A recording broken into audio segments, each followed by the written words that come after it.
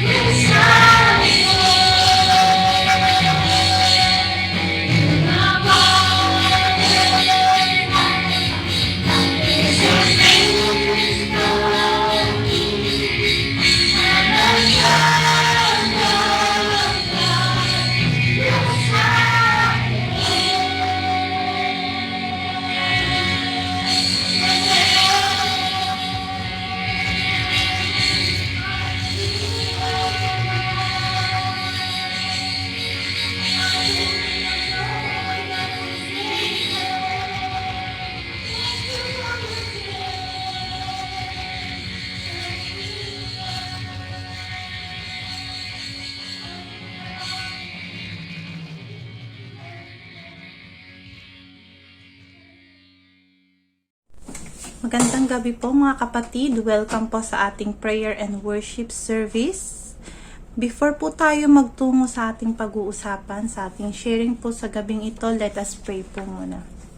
Yes, Heavenly Father, we praise you, Lord, and we thank you for this night, Father God. I praise you, Father God, for you are good, Panginoon, for you are faithful, Lord God, sa aming mga buhay, Panginoon. Salamat, O Diyos, sa iyong dakilang pag-ibig sa buhay po namin, Panginoon. Salamat, Lord God, dahil kahit kailan, Panginoon, hindi ka nagkulang sa amin, Panginoon. O Diyos, sa mga oras na ito, Father God, before po kami, Panginoon, mag-aral ng iyong salita, bago kami manalangin, Panginoon, ng mga prayer items namin, Father God. I pray, Father, saliksikin mo po ang aming puso't isipan sa mga oras na ito, Lord God. Anumang kabigatan, Panginoon, anumang karumihan, Panginoon, kasalanan, nakikita mo, Lord God, linisin mo nga po kami, Panginoon. Patawarin mo po kami, Panginoon, in the name of Jesus, O God. At patuloy, Panginoon, na hinihiling namin ang pagkilos ng iyong banal na Espiritu sa aming kalagitnaan, Father God. Maraming salamat, O Diyos, sa pagkakataong ito na iyong pinagkalob sa amin upang magsama-sama, Panginoon, sa isip, sa puso, Panginoon, magkaisa kami sa aming pananampalataya, Panginoon, sa pananalangin sa gabing ito, Father God. Dalangin ko, Lord God, na ikaw pang magbalik ng pagpapala at kalakasan, Panginoon, pag-iingat sa bawat isa, Panginoon. To you we entrust this service, Lord God. Patuloy na maitaas ka, maihayag ang iyong kabutihan, Panginoon, ang iyong kapangyarihan, Panginoon, ang iyong katapatan, Panginoon, ang iyong kadakilaan, Panginoon, sa aming mga buhay. In Jesus' mighty name we pray. Amen. Kamusta po kayo mga kapatid? Ito pong mga nagdaang araw. May mga answered prayer po ba kayo na natanggap mula sa ating Diyos? O may mga trials po ba kayo na kinaharap o pinagdaanan? Paano po natin ito hinarap? Ang tanong po, hinarap po ba natin o pilit na tinatakbuhan? Tonight, let us talk about battle. Mga kapatid, sa mundong ito, every day, may battle po tayong kinakaharap. Christians today live in a spiritual war zone. Scripture tells us the enemy comes to steal, to kill, and to destroy. No? Sabi po yan sa John chapter 10 verse 10. Our fight is not against flesh and blood, though it's against spiritual darkness. Sabi po yan sa Ephesians chapter 6 verse 12. So ang kaaway po laging may ginagawa. Laging gagawa ng paraan para tayo po ay pahinain, pahirapan, at pabagsakin. He can throw different flaming arrows sa atin. Nagdo-double time ang kaaway, kaya tayo dapat masigitan natin yun. Dapat ready tayo for battle sa lahat po ng oras. So sa gabi pong ito ating pag-aralan, ang pinamagatan po nating Battle Ready. So, what are the preparations we need to do for the battle? Ano nga po ba yung mga dapat natin gawin sa pagharap po natin sa battle? So, let us open our Bible sa Ephesians chapter 6 mula po sa verse 10 to 12. Sabi po dito sa English, "Finally, be strong in the Lord and in His mighty power. Put on the full armor of God, so that you can take your stand against the devil's schemes. For our struggle is not against flesh and blood, but against the rulers, against the authorities, against the powers of this dark world, and against the spiritual forces of evil in the heavenly realms." At babasahin ko din po mula sa verse 18. "And pray in the Spirit on all occasions with all kinds of prayers and requests. With this in mind, be alert and always keep on praying for all the Lord's people." So what are the preparations we need to do for the battle? Unang punto po natin. Sabi dun sa verse 10, "Be strong in the Lord." Dapat malakas po tayo, not only sa ating physical but also in our spiritual life. Ang mga soldiers po kapag sasabak po sa isang labanan, sa isang battle, 'di ba, nag-undergo po sila sa mga iba't ibang trainings, no, para mapalakas po yung kanilang pangangatawan at yung resistensya nila. So ganun din po tayo. Let us be strong, at sabi nga po sa verse 10, let us be strong in the Lord, no? In the Lord po. Kailangan magpalakas po tayo. Sa Tagalog po, magpakatibay kayo sa kalakasang galing sa Panginoon at sa kanyang dakilang kapangyarihan. Magpalakas po tayo. No? Magpalakas po tayo doon galing sa Panginoon. In times na kakaharap tayo sa trials o sa battles, dapat malakas po tayo at dapat sa Diyos tayo humugot ng lakas. Magpalakas tayo sa presensya po ng Diyos. Magpakatibay, sabi nga, di ba? Hindi pwedeng maliit na trials lang, taob na agad. O kaya naman, as Christians, ma-rebuke ka lang, masabihan ka lang, madisiplina ka lang ng leaders natin, tampo na agad, laylo na agad sa pag-attend ng church o di kaya sa cell group. Araw-araw humugot po tayo ng lakas sa ating Diyos. Huwag ka lang manangan sa sarili mong kakayahan, sa sarili mong lakas o sa sarili mong diskarte. Kapatid, be strong in the Lord. Get your strength in Him and let Him be our strength. So, paano pa tayo mananatiling malakas at nakatayo sa laban? Next natin na point ay put on the full armor of God. Sabi po sa verse 11, basahin ko pong muli, put on the full armor of God so that you can take your stand against the devil's schemes. Gamitin niyo lahat ng kagamitan at sandatang pandigma na kaloob ng Diyos upang mapaglabanan ninyo ang mga pakana ng dyablo. Basahin ko din po sa verse 13, sabi doon, kaya't isuot ninyo ang kasuotang pandigma na mula sa Diyos. Sa gayon, makakalaban kayo kapag dumating ang masamang araw na sumalakay ang kaaway, upang pagkatapos ng labanan ay matatag pa rin kayong nakatayo. No, para po tayo manatiling nakatayo, matatag na nakatayo, let us put on the full armor of God. So what are the full armor of God? Paalala pong muli ng Diyos sa atin. Sa verse 14 po hanggang 17, basahin ko po doon. Stand firm then with the belt of truth buckled around your waist, with the breastplate of righteousness in place. 15. And with your feet fitted with the readiness that comes from the gospel of peace. 16. In addition to all this, take up the shield of faith, with which you can extinguish all the flaming arrows of the evil one. 17. Take the helmet of salvation and the sword of Spirit, which is the word of God. So, sa Tagalog po, basahin ko po, kaya't maging handa kayo, ibigkis sa inyong baywang ang sinturon ng katotohanan, at isuot sa dibdib ang baluti ng katuwiran. Isuot ninyo ang sandalyas ng pagiging handa sa pangangaral ng magandang balita ng kapayapaan. Lagi ninyong gawing panangga ang pananampalataya na siyang papatay sa lahat ng nagliliyab na palaso ng dyablo. Isuot ninyo ang helmet ng kaligtasan at gamitin ang tabak ng Espiritu na walang iba kundi ang salita ng Diyos.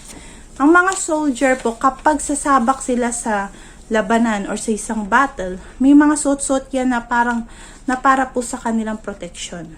And tonight, pinapaalala po sa atin ng Diyos na dapat suotin po natin yung full armor of God. No? The belt of truth, breastplate of righteousness, sandals with the gospel of peace, shield of faith, helmet of salvation, and sword of the Spirit.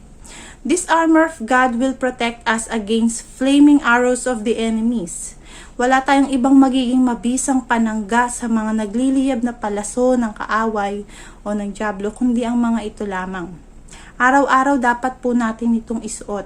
At hindi ka dapat pumili lang ng kung anong armor ang isusuot mo sa mga nabanggit. Kailangan suot mo yung full armor, yung buo po. no? Dahil hindi natin alam kung saan o anong kaparaanan ang gagawin ng kaaway upang tayo ay atakihin or tirahin ng nagliliyab na palaso. Hindi natin alam kung paano niya tayo susubukin. And the last preparation po na dapat natin gawin ay pray at all times. Sabi po sa verse 18, and pray in the Spirit on all occasions with all kinds of prayers and requests.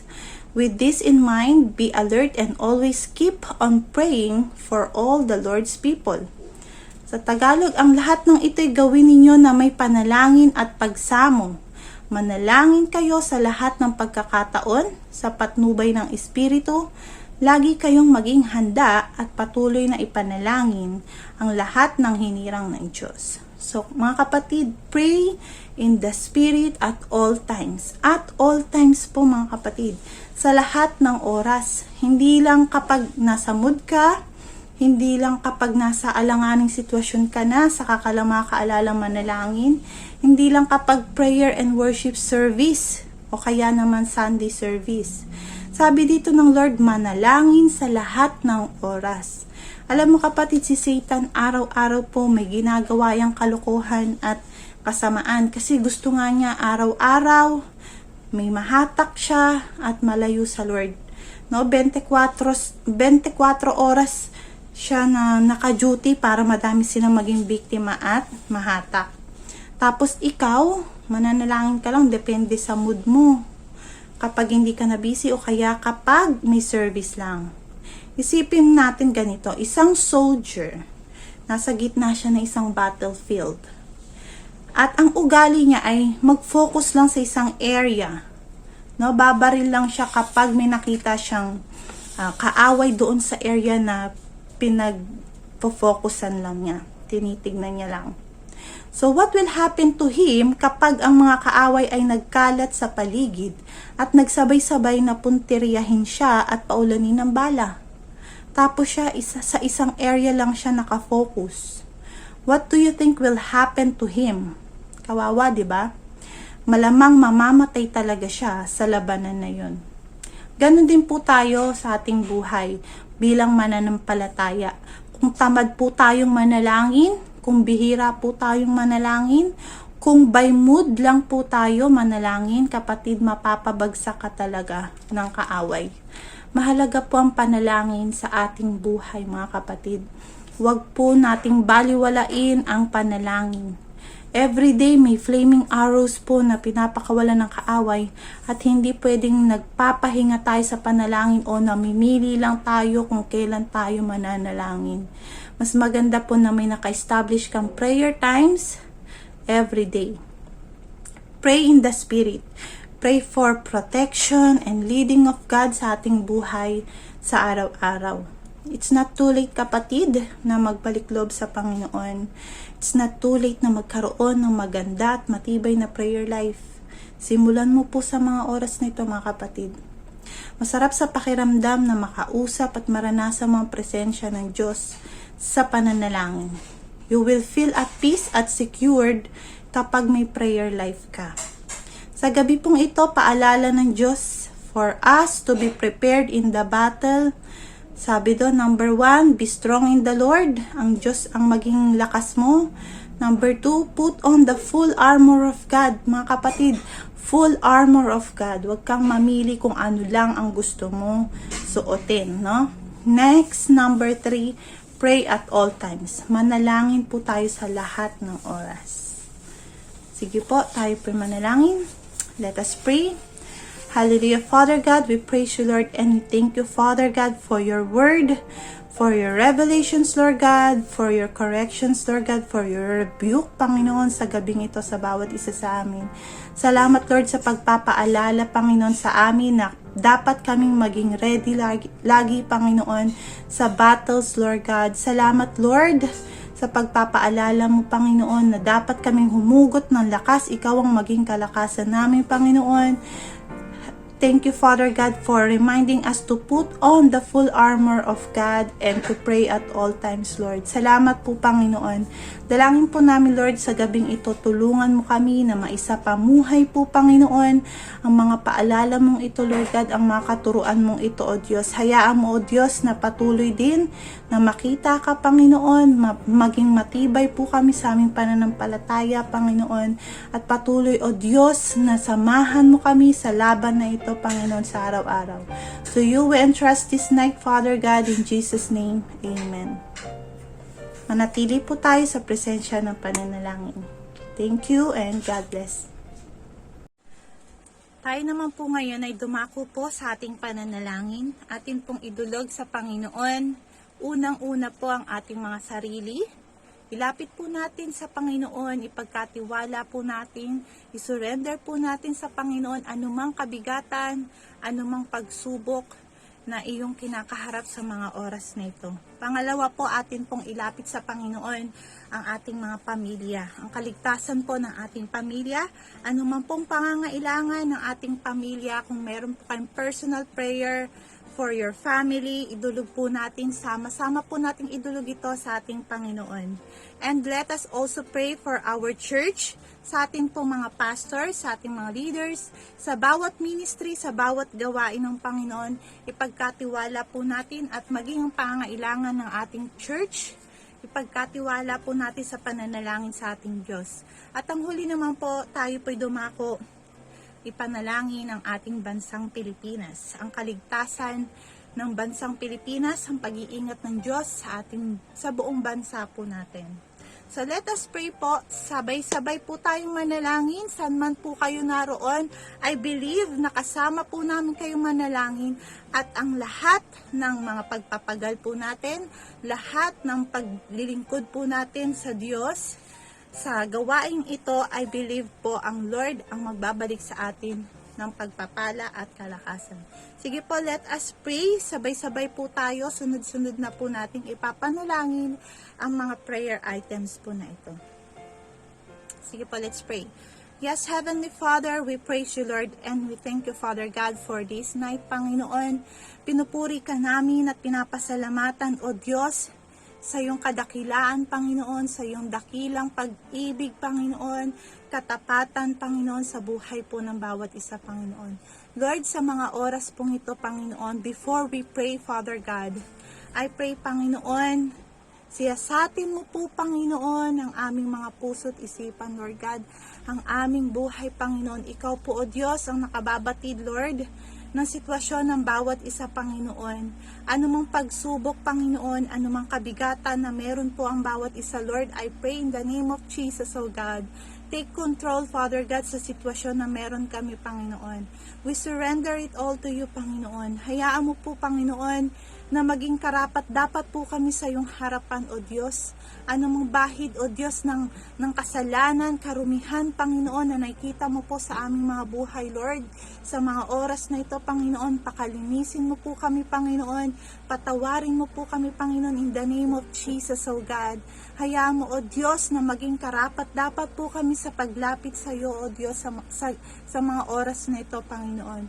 And also, Lord God, sa puso po na meron kami, Panginoon, hayaan mo, O Diyos, na maging malaya po kami, Panginoon, sa anuman, Lord God, hatred, Lord God, na nakita mo po sa puso ng bawat isa, Panginoon, kabigatan, Panginoon, may mga tao man kami, Father God, na kinakasamaan ng loob, Panginoon. I pray in the name of Jesus, oh God, help us to forgive, Lord. In the name of Jesus, patawarin mo din po kami, Panginoon.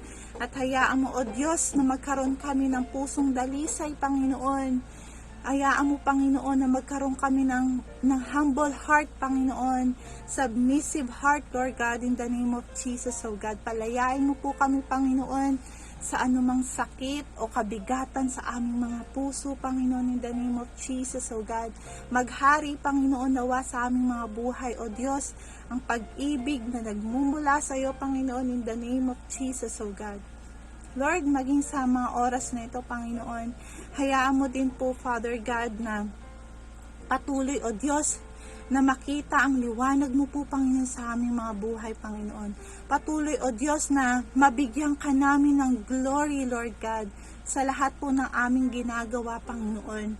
Ano man ang meron kami, Lord God, ano man ang sa tingin namin may pagmamalaki namin, Lord, lahat ng ito, Panginoon, nagmula sa iyo, Panginoon.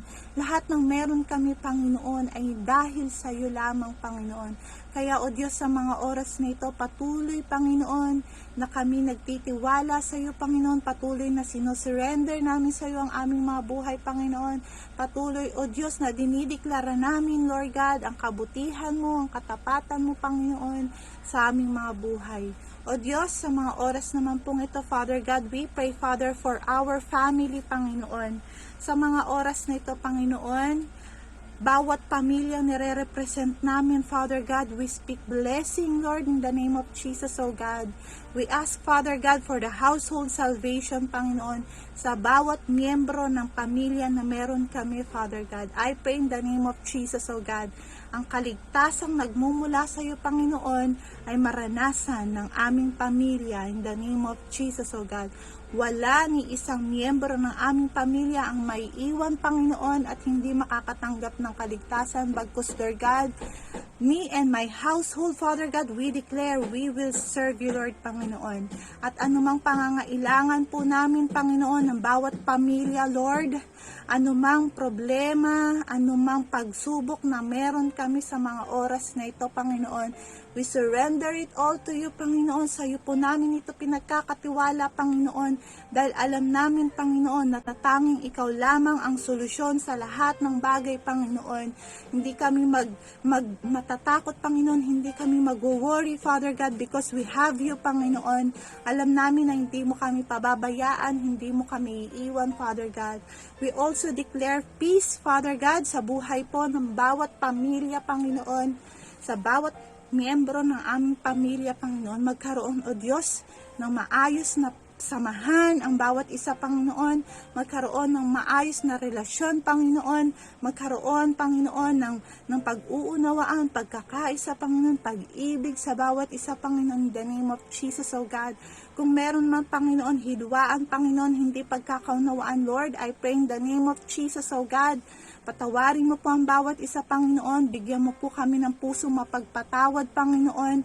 Help us, Lord God, to humble ourselves, Lord God, hindi lamang sa iyong harapan, kundi, Panginoon, sa aming mga buhay, Panginoon, sa araw-araw, Panginoon, sa harap ng aming mga kapwa, Panginoon. O Diyos, we pray, Father, sa buhay po ng aming pamilya, patuloy, Panginoon, na ikaw ang maging sentro nito, Panginoon. Ilayo mo po, Panginoon, ang aming pamilya sa anumang sakit o karamdaman, Panginoon, anumang nauusong sakit sa kapaligiran namin, Panginoon. We pray for your divine protection in the name of Jesus, O God. Kung meron man miyembro sa aming pamilya, Panginoon, sa mga oras na ito, Lord, na may sakit o karamdaman, Father God, we claim and we declare, Lord God, ang healing na nagmumula sa iyo, Father God. You are our great healer, Father God. You are our great doctor, Panginoon. Kaya sa mga oras nito, Panginoon, ang kagalingan ay padaluyin mo po sa buhay po ng aming pamilya na nakakaranas ngayon ng sakit o karamdaman in the name of Jesus, O God. Gayon din, Panginoon, kung meron man, Father God, na miyembro po ng aming pamilya na mag-a-undergo, Panginoon, ng mga operations, Lord God, radiations, Father God, at anuman po mga paggamot sa kanila, Panginoon. I pray, Father God, the victory na nagmumula sa iyo, Panginoon, ang katagumpayan na nagmumula sa iyo, Father God, in the name of Jesus, O God. Katulad nga po ng aming napag-aralan, Father God, katulad ng iyong tinuro sa amin sa gabing ito, Panginoon. Patuloy, O Diyos, na anuman ang aming kinakaharap sa mga oras na ito, Panginoon, anumang hinihintay namin na kasagutan sa iyo, Panginoon. We are patiently waiting, Lord God, sa pagkilos mo po, Panginoon, sa aming mga buhay, Panginoon. We believe, Father God, that you are always in control, Panginoon. Hayaan mo, O Diyos, na patuloy na mangusap ka po sa bawat isa, Panginoon. Ipaunawa mo po sa bawat isa, Lord, ang iyong purpose, Panginoon, ang iyong kadahilanan, Lord God, ang iyong kalooban, Panginoon, sa buhay po ng bawat isa, Panginoon. We believe, Lord, na anumang sakit o karamdaman na nararanasan po namin, Panginoon, you have your purpose, Panginoon, na nais mo, Panginoon, na may matutunan kami, Panginoon. Nais mo, O Diyos, na mas kumapit kami, manampalataya kami sa iyo, Panginoon. Kaya, O Diyos, sa mga kapatiran po namin, Lord God, sa miyembro po na aming pamilya, Panginoon, na under medications, Lord, o kaya naman o operahan, magkakaroon ng therapy, Father God, in the name of Jesus, Lord God, we claim healing upon their lives, Lord. We claim the victory, Panginoon. Ikaw po, Panginoon, na siyang manguna, maghari, Panginoon. Take control, Father God, sa buhay po ng bawat isa, Panginoon. Lord, we claim, Father God, your favor, your blessing, your divine protection upon our family. Patuloy, Lord, na dinideklara po namin ang aming pamilya ay para sa iyo lamang, Panginoon. In Jesus' name we pray. Amen. Sa mga oras naman pong ito, Panginoon, patuloy po namin dinudulog din sa iyo, O Diyos, ang aming GSAG family, Panginoon, mula po sa aming mga pastors, Lord God, na patuloy po, Panginoon, na nagiging tapat sa iyo, O Diyos. Salamat po, Panginoon, sa kanilang mga buhay, O Diyos. Patuloy, Panginoon, na dalangin po namin ang pagpapala at pagsama mo po, Panginoon, sa kanilang mga buhay, Panginoon. Ingatan mo po sila, O Diyos, sa lahat ng oras, Panginoon, sa lahat ng kanilang ginagawa, Panginoon.